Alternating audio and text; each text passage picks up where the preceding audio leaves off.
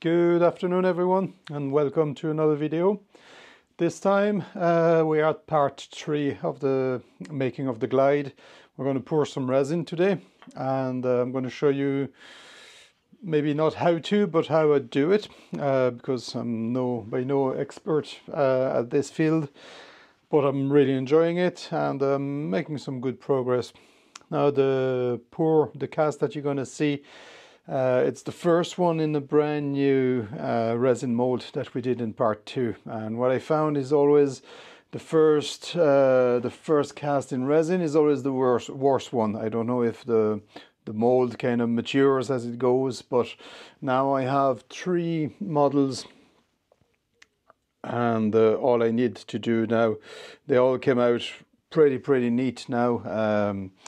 They've been sanded and they're ready to go. All I have to do is put the hardware and start putting the weights in them, and after the tails, and that'll be coming in part the weigh-in will come in part 4, and then I'll have a part 5 with the tail making, because a lot of I got quite a few people interested to see how I make the bristle tails, so we're going to go for bristle tails on these ones.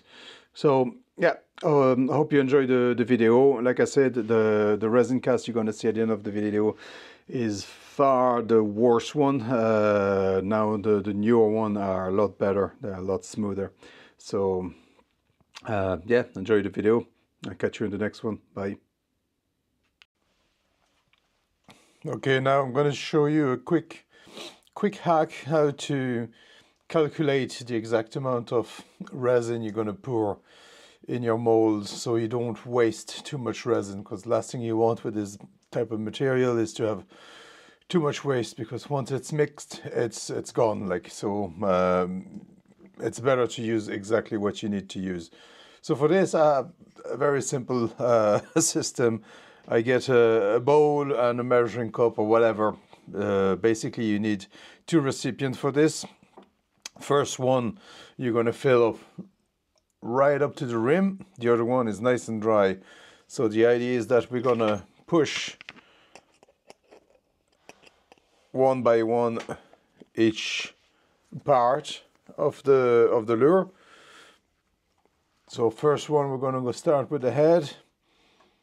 And as we push down, it's going to displace its volume of water. Simple physics. It's all physics, man. I'll dip it a little bit over, and then you can add a little bit extra if you want. But basically, now I can remove this. And all I need to do now is pour the content of the excess into a measuring cup, and now I'm going to know exactly the amount in millimeters that I need to cast my resin. So I'm just going to pour it in here without messing too much. And I'm basically at 110 mil. So I'm going to count 120 mil for the head. So pen and paper. I'm going to pour that back into the main recipient. Didn't lose any water because it's come back right nice and flush. So pen. So we're saying the head is at 120 mil.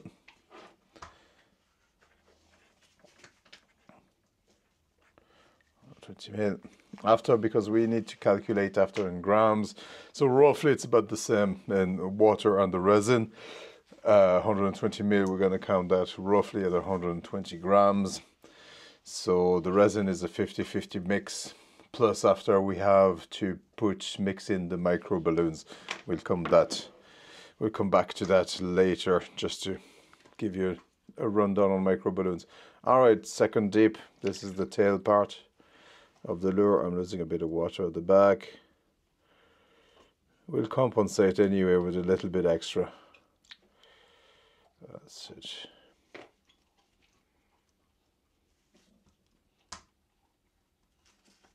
I leave it in till it's all overflown.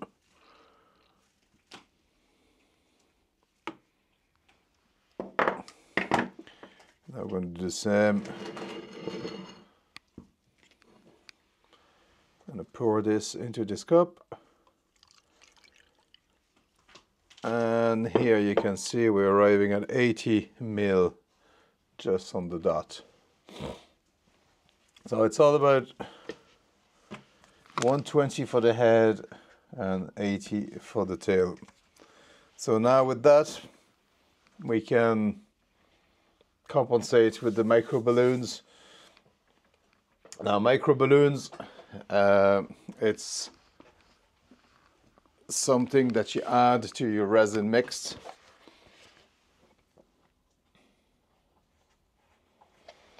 So get myself back in frame so you don't see the mess behind the house. All right, so micro balloons, it looks like talcum powder when you get it out. Be very careful when you breathe that stuff in, because it's actually micro little bubbles of glass. So not really something you want to breathe in, and it's really so fine you can't even see the bubble of glass. You need a microscope for that.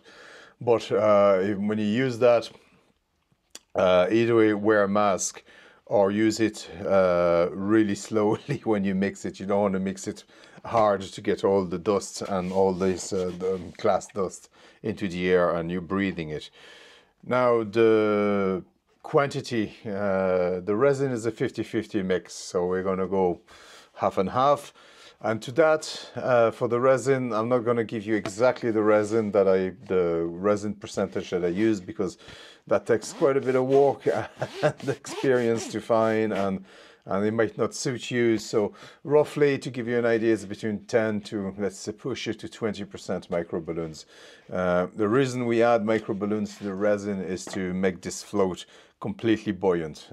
With the micro balloons, it's going to float that resin, so like that it's very easy after to put the grammage and having properly sinking and staying where we want it to stay and to swim exactly the way we want to swim. If we didn't use a micro balloon, that resin will have really bad density. It's not going to held up well.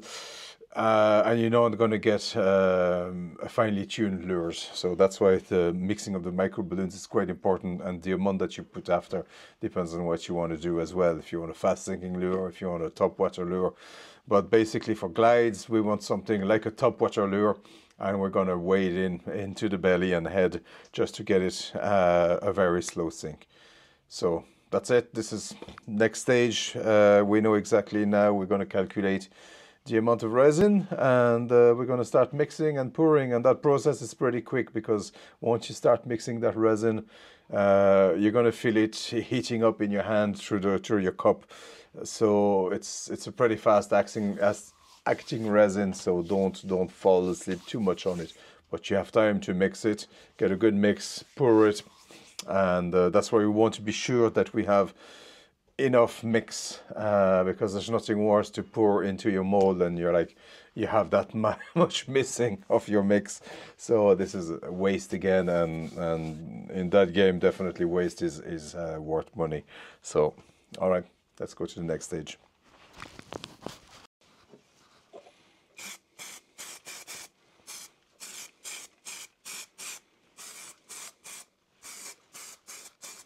That's plenty. All right.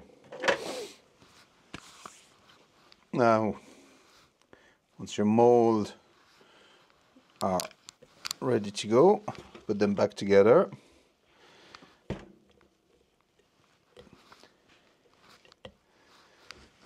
And we're just going to put them inside a couple of planks of wood, just to have them nice and just to hold them nice and tight, because it is a little bit expensive, that stuff. So it'll push out a little bit when we'll be pouring the resin, and when it'll be starting to cure, the resin will try to push its way out a little bit, which is good, because it'll give a good a good spread all around.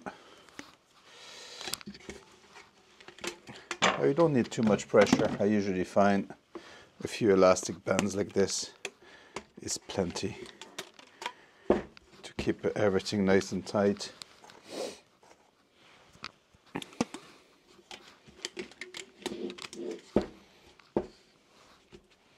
Okay, so I got my formula list with me. Now it's time to make this place start to look a little bit more like Pablo Escobar's basement or Breaking Bad. Now the resin I use is a polycarbonate casting resin. This is called Polycraft SG2000. So you get a 1 kilo of each. You find it easy on Amazon. That's the one I use, and yeah, I found it very. I'm pretty sure like there's different ones, but this one is absolutely perfect. I had no issues with it.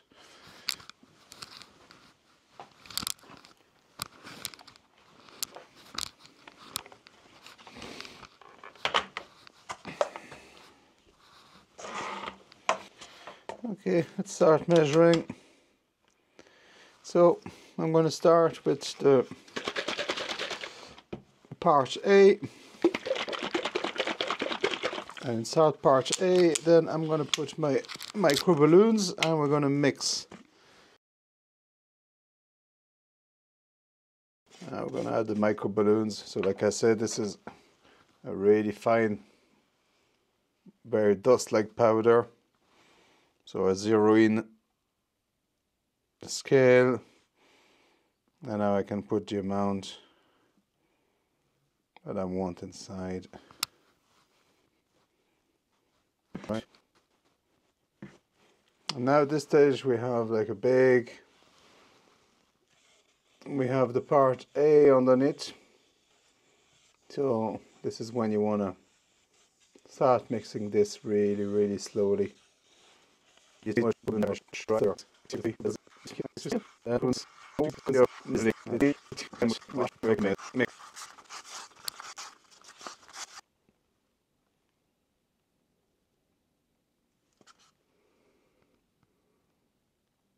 you go, kind of a runny mayonnaise now. So, have that mix done.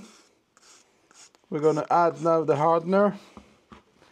So back on the scale.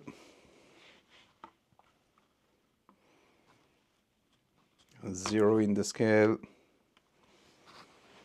And then we put type bottle B.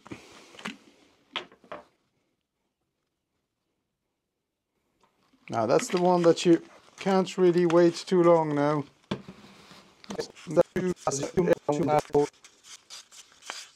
And as you do, you're going to start filling the heat through the paper cup or the plastic cup you're using. And when I start this warming up, I know that it's mixed enough. It's time to pour it in.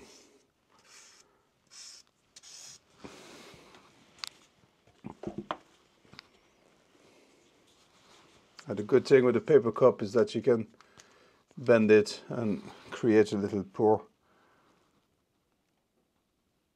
Now the important thing now is to just pour nice and steady and slow. You want the mold to fill gradually, pushing any air bubble out.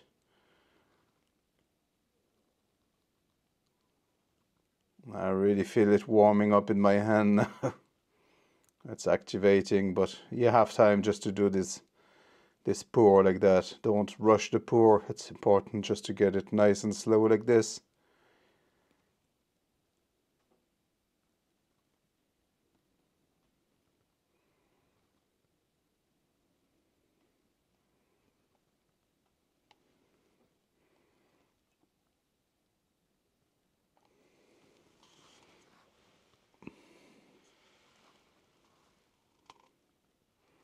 I have about maybe 10 mil left over in that, so I can correct that with my next pour.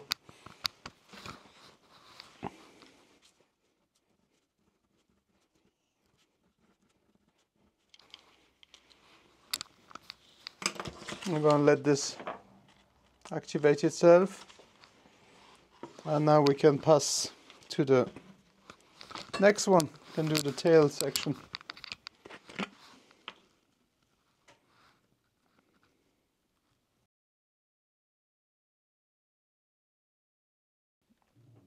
Ah, this was a perfect perfect amount.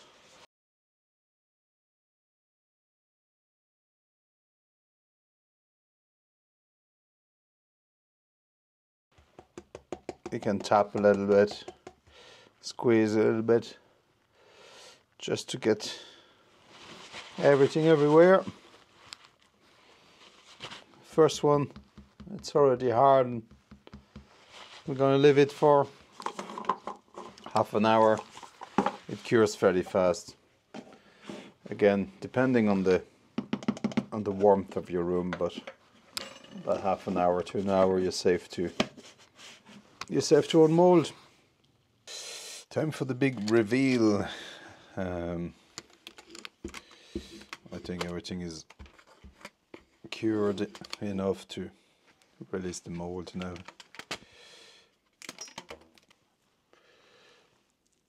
So again, we'll just take it easy.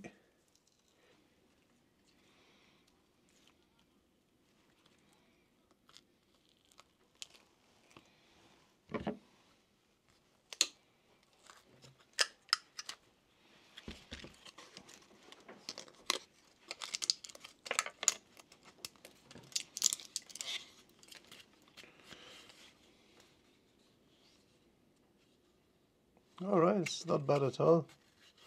Pretty happy. We're just going to need to do a little bit of cutting off the edge and a little bit of hand sanding, but it's nice. Very nice and smooth. A little bit of bubbles here, but nothing major. Nothing major.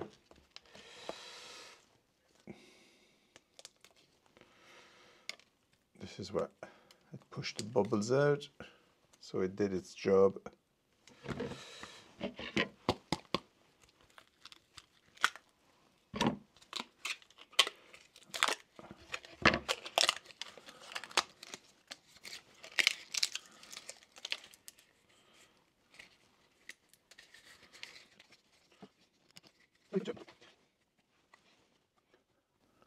Yeah, looking good. Oh, I'm going to make 2 or 3, and we're going to start putting that together. Oh, look at that. Even the tail broke off the tip. That's perfect.